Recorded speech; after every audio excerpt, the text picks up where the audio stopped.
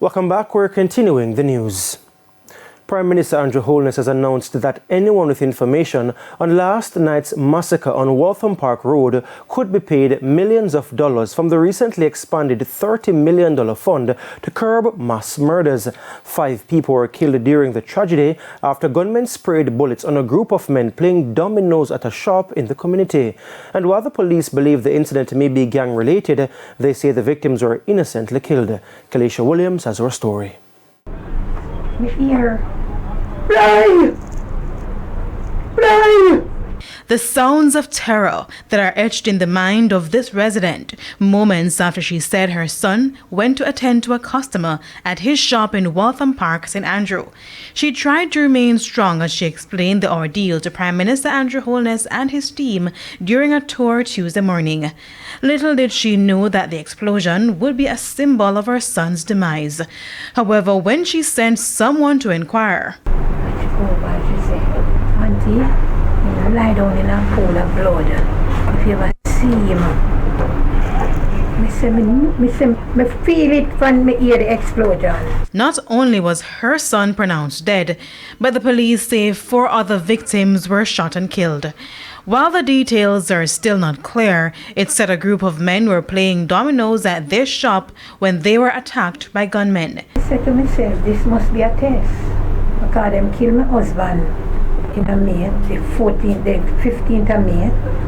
Then my first son died the 12th of December and buried the 20th of January this year. The police believe the incident may be gang-related. However, I'm told that the victims are non-combatants. These are innocent citizens playing a game of domino, whichever one should be able to do. And we, the JCF, commits that our way of life will continue and will not be disrupted by these individuals. Prime Minister Andrew Holness, in condemning the incident, pledged that the government will be taking strong action to prevent a repeat of such incidents. I've given a policy directive that these multiple victim violent incidents must be dealt with specially. We're going to make the necessary change in laws to deal with them. We consider them acts of terror, and we are examining the law to see what other penalties, what other deterrents can be placed in the law to prevent criminals and criminal-minded people in gangs to commit these kinds of acts.